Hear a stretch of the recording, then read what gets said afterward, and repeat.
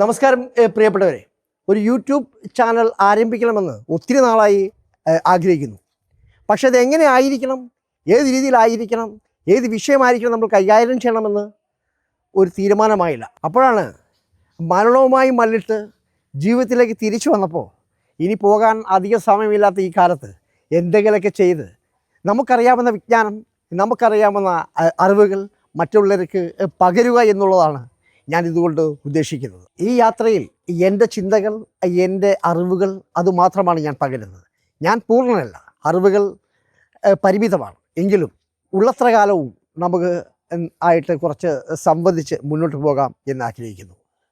അപ്പോൾ എങ്ങനെ ആരംഭിക്കണം, എവിടെ വെച്ച് ആരംഭിക്കണം എന്നുള്ള ഒരു ശങ്കയ്ക്ക് ഞാൻ വിരാമം ഇട്ടുകൊണ്ട് നമ്മുടെ കേരളത്തിൻ്റെ പ്രിയപ്പെട്ട മഹാകവി കുമാരനാശാൻ്റെ സമാധി സ്ഥലത്ത് നിന്നാണ് ഈ ചാനലിന് ആരംഭം കുറിക്കുന്നത്. നാം മിത്തുകളുടെ പുറകിലായിരുന്നു. ആളുകൾ പറഞ്ഞുണ്ടാക്കുന്ന മിത്തുകൾ, വാമൊഴികൾ വരമൊഴികളായി, കഥകളായി, കവിതകളായി, അങ്ങനെ നമ്മുടെ നാട്ടിൽ സാഹിത്യത്തിൻ്റെ സമ്പത്ത് തന്നെ ഉണ്ടായി. ഒരുപക്ഷെ ഇന്നും വാമൊഴികളുണ്ട് കേട്ടോ. പക്ഷേ അത് മനുഷ്യരെ അപകീർത്തിപ്പെടുത്തുവാനും അവരുടെ സ്വൈരജീവിതം ഇല്ലാതാക്കാനുമാണ് ഇന്നത്തെ വാമൊഴികൾ ഉണ്ടായിരിക്കുന്നത്. മഹാകവി കുമാരനാശാൻ 1873 ജനുവരി 16 തിരുവനന്തപുരം കായ്പുറം എന്ന സ്ഥലത്ത് ജനിച്ചു. അച്ഛൻ നാരായണൻ പെരിങ്ങാടി, അമ്മ കാളിയമ്മ. തികഞ്ഞ ഈശ്വര ഭക്തയായിരുന്നു.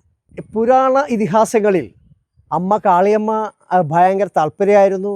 അവർക്ക് അതീവ അറിവുകൾ ഉണ്ടായിരുന്നു. ഈ കുമാരനാശാനാകുന്നതിന് മുമ്പ് കുമാരുവായിരുന്നു വീട്ടുകാരുടെ പ്രിയപ്പെട്ട കുമാരു. ഈ കുമാരു ചെറുപ്പത്തിൽ വലിയ കുസൃതിയായിരുന്നു. അങ്ങനെ ഈ കുമാരുവിനെ ഒന്ന് പരുവപ്പെടുത്താൻ അമ്മ പുരാണങ്ങളിലെ കഥകൾ പറഞ്ഞ് ഈ കുമാരുവിന് കൊടുക്കുമായിരുന്നു. അച്ഛൻ കീർത്തനങ്ങൾ ആലപിച്ചുകൊണ്ട് ആ മകൻ്റെ മനസ്സിനെ കീഴടക്കി. അച്ഛൻ്റെ അമ്മയുടെയും കഥകളും കവിതകളും കീർത്തനങ്ങളും കേട്ട് കൊച്ചുകുമാരുവിൻ്റെ മനസ്സിൽ കവിതകൾ മുട്ടിടുകയായിരുന്നു, അവ വിരിയുകയായിരുന്നു. ചെറുപ്പകാലം മുതൽ കുമാരുവിന് ഒട്ടനവധി അസുഖങ്ങളുണ്ടായിരുന്നു. ഒരുപാട് ചികിത്സയിലൊക്കെ ആയിരുന്നു കുമാരു. അങ്ങനെ ഇരിക്കെ തൻ്റെ 18ാമത്തെ വയസ്സിൽ കുമാരന് കലശലായ അസുഖം വന്നപ്പോൾ നമ്മുടെ മഹാഗുരു ശ്രീനാരായണ ഗുരു അദ്ദേഹം കുമാരുവിൻ്റെ അച്ഛൻ്റെ ക്ഷണപ്രകാരം വീട്ടിലേക്ക് വന്നു. കണ്ട മാത്രയിൽ കുമാരുവും മഹാനായ ശ്രീനാരായണ ഗുരുവും തമ്മിൽ ഒരു ആത്മബന്ധം അവിടെ ഉടലെടുക്കുകയായിരുന്നു. അത് ചരിത്രത്തിൻ്റെ നിയോഗമായി മാറുകയും ചെയ്തു. മഹാഗുരു ശ്രീനാരായണ ഗുരുവിനെ കണ്ട മാത്രയിൽ അതൊരു ചരിത്ര നിയോഗത്തിൻ്റെ ഭാഗമായി മാറുകയായിരുന്നു. മഹാഗുരു അദ്ദേഹത്തെ കൂടെ കൂട്ടുകയും ആ യാത്രയിൽ ഗുരുവിനൊപ്പം നമ്മളെ കുമാരൻ്റെ സഞ്ചാരം ആരംഭിക്കുകയായിരുന്നു. ന്യായശാസ്ത്രത്തിൽ ബിരുദാനന്ദ ബിരുദമെടുക്കുകയും തർക്കശാസ്ത്രത്തിൽ സ്കോളർഷിപ്പ് ലഭിക്കുകയും ചെയ്തു. തുടർന്ന് ഡോക്ടർ പൽപുവിൻ്റെ നിർദ്ദേശപ്രകാരം കൽക്കട്ടയിൽ അദ്ദേഹം വീണ്ടും വിദ്യാഭ്യാസത്തിനായി ഉപരിപഠനത്തിനായി പോവുകയായിരുന്നു. ഡോക്ടർ പൽപുവിൻ്റെ പരിശ്രമത്തിൻ്റെ ഫലമായി കൽക്കട്ടയിൽ അദ്ദേഹത്തിന് സംസ്കൃത കോളേജിൽ അഡ്മിഷൻ കിട്ടി. കൽക്കത്തയിലെ ജീവിതത്തിലെ ഭൂരിഭാഗവും അദ്ദേഹം പഠനത്തിനും ഗ്രന്ഥപാരായണത്തിനുമായി ചിലവഴിച്ചു. കൽക്കത്തയിൽ അന്ന് സാഹിത്യത്തിൻ്റെ വസന്തം നടന്നുകൊണ്ടിരിക്കുകയാണ്. മഹാനായ രവീന്ദ്രനാഥ ടാഗോറിൻ്റെ സാഹിത്യ കൃതികൾ ബംഗാളി സാഹിത്യത്തിൽ പുത്തൻ തേജസ്സും ഓജസ്സും ഉണ്ടായിരുന്ന ഒരു മഹാകാലം. ആ കാലഘട്ടത്തിലാണ് നമ്മുടെ കുമാരവും അവിടെ ഉണ്ടായിരുന്നത്. ശ്രീനാരായണ ഗുരുവിൻ്റെ ആജ്ഞാനുസരണം കൽക്കത്തയിലെ വിദ്യാഭ്യാസം അവസാനിപ്പിച്ച് അദ്ദേഹം കേരളത്തിലേക്ക് മടങ്ങി വരികയാണ്. അന്നേരം ആ സമയത്ത് കേരളം ഉച്ചനീചത്വം, അയിത്തം എന്നുള്ള അനാചാരങ്ങൾക്ക് സാക്ഷിയായി കൊണ്ടിരിക്കുന്ന ഒരു സമയമായിരുന്നു അത്.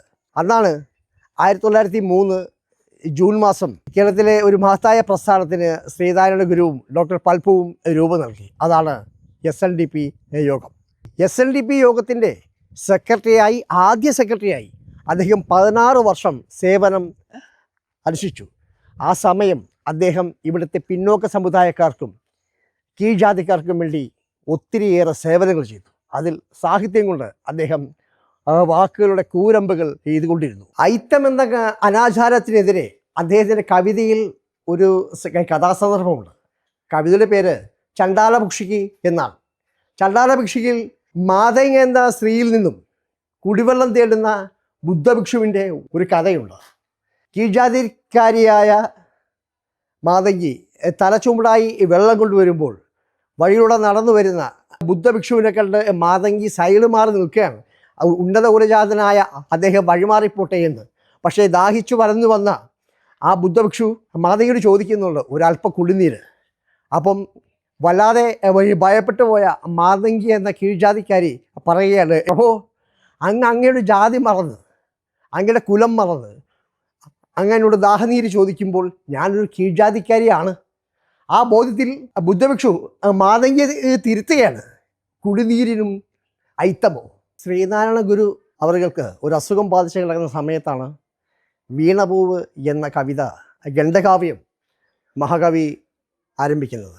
അതിൽ ഒരു പൂവിനെക്കുറിച്ചും ഒരു മനുഷ്യൻ്റെ ജീവിതത്തെക്കുറിച്ചും പൂവിൻ്റെ ശൈശവം മുതൽ ഇതളുകൾ അടർന്ന് ഭൂമിയിലേക്ക് പതിക്കുന്ന വരെയുള്ള ആ സന്ദർഭം ഒരു മനുഷ്യൻ്റെ ജീവിതത്തിൽ എങ്ങനെയൊക്കെ ആയിരിക്കുമെന്നുള്ളത് ആ വീണപൂവിൽ വളരെ വളരെ വളരെ വ്യക്തമാക്കുന്നുണ്ട്.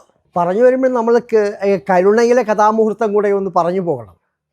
വാസവദത്ത എന്ന വേശ്യാസ്ത്രീക്ക് ബുദ്ധ ശിഷ്യനായ ഉപഗുപ്തനോട് ഒരു അനുരാഗം. പല പ്രാവശ്യം ആളയച്ച് ഉപഗുപ്തനോട് വരാൻ പറയുമ്പോഴും അദ്ദേഹം പറയുന്ന ഒരു വാചകമുണ്ട്, സമയമായിട്ടില്ല, സമയമായിട്ടില്ല എന്ന്. കുറച്ച് നാൾ അധികം പോയി കഴിഞ്ഞപ്പോഴത്തേക്ക് വാസവദത്ത ഏതൊരു കുറ്റകൃത്യം ചെയ്ത് അവരുടെ ശിരസ്സും കാലുമൊക്കെ വിച്ഛേദിച്ച് ശവപ്പറമ്പിലേക്ക് കൊണ്ടിട്ടിരിക്കുന്ന സമയത്ത് ഉപഗുപ്തൻ വന്ന് വാസവദത്തയോട് പറയുന്നുണ്ട്, ബുദ്ധ മതത്തിലെ ശ്ലോകങ്ങളും എല്ലാം പറഞ്ഞു കൊടുത്തുകൊണ്ട് വാസവദത്തയെ സമാധാനിപ്പിച്ച് മരണത്തിലേക്ക് വാസവദത്ത പോകുന്നതായിട്ടാണ് കരുണയിൽ അവസാന ഭാഗം. പൂക്കും നിതാമുല്ല പൂക്കും നിളഞ്ഞി പൂക്കുന്നു തേന്മാവ് പൂക്കുന്ന ശോകം. എത്ര മനോഹരമാണ് വരികൾ. നോക്കി, എല്ലാ പൂക്കളും വിരിഞ്ഞ് സൗഹൃദങ്ങൾ വിരിഞ്ഞ് നിൽക്കുന്ന ആ ഒരു വഴി. ആ വഴിയിൽ കാറ്റ് പൂക്കളുടെ സൗരഭ്യം തെന്നൽ അത് ഏറ്റുപറഞ്ഞുകൊണ്ട്, അത് ഏറ്റുവാങ്ങിക്കൊണ്ട് ആ സൗരഭ്യം മുഴുവൻ ആവാഹിച്ചുകൊണ്ട് കാറ്റ് പല ദിശയിലേക്കും പറക്കുകയാണ്. ഒന്ന് സങ്കല്പിച്ച് നോക്കുക, എത്ര മനോഹരമായ, എത്ര സൗന്ദര്യമുള്ള വാക്കുകളുടെ ഒരു വസന്തത്തിലൂടെയാണ് നമ്മൾ കടന്നുപോയത്. മറ്റൊന്നുകൂടി, മലയാള കവിതയും അദ്ദേഹം സംസ്കൃതത്തിൽ അഗാധ പാണ്ഡ്യം നേടിയ കുമാരനാശാൻ മലയാള കവിതയെയും സംസ്കൃതത്തിൻ്റെയും മലയാളത്തിൻ്റെയും ഒരു ഇടനാഴികളിലൂടെയാണ് നമ്മെ കൊണ്ടുപോയത്. അദ്ദേഹത്തിൻ്റെ കവിത സൂക്ഷ്മം വായിച്ചവർക്ക് അത് മനസ്സിലാകും. പിന്നോക്കക്കാർക്ക് വേണ്ടി ഒട്ടനവധി ത്യാഗോജ്വലമായ സമരങ്ങൾക്കും സാഹിത്യത്തിനും നിലകൊണ്ട മഹാകവി ആശാൻ 1924 ജനുവരി 16 റെഡീമർ എന്ന ബോട്ട് ഇവിടെ വെച്ചാണ് അദ്ദേഹത്തിൻ്റെ ജീവൻ പൊലിഞ്ഞതും അദ്ദേഹത്തിനോടൊപ്പം തന്നെ 22 പേര് ഈ ബോട്ട് അപകടത്തിൽ പിന്നെ മരിക്കുന്നതും. അദ്ദേഹത്തിൻ്റെ ഭൗതിക ശരീരം ആ മരണപ്പെട്ട സ്ഥലത്ത് തന്നെയാണ് ഇവിടെ അടക്കം ചെയ്തിരിക്കുന്നത്. ഒട്ടനവധി സംഭാവനകൾ ഈ സമൂഹത്തിന് നൽകിയ ഒട്ടനവധി മനുഷ്യർ രൂപപ്പെടുത്തിയെടുത്തതാണ് നമ്മുടെ സാംസ്കാരിക കേരളം. ആ സാംസ്കാരിക കേരളത്തിൻ്റെ പൈതൃകത്തിൽ കുമാരനാശാൻ്റെ സംഭാവനകൾ വിലപ്പെട്ടതാണ്, വിലമതിക്കാനാവാത്തതാണ്.